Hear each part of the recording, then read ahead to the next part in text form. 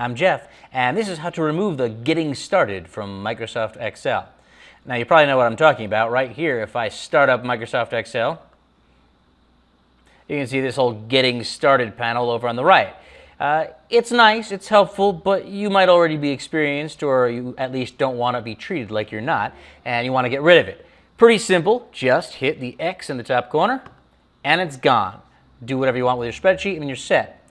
But you may have noticed a loophole. If I close Excel and start it up again, Getting Started is still there.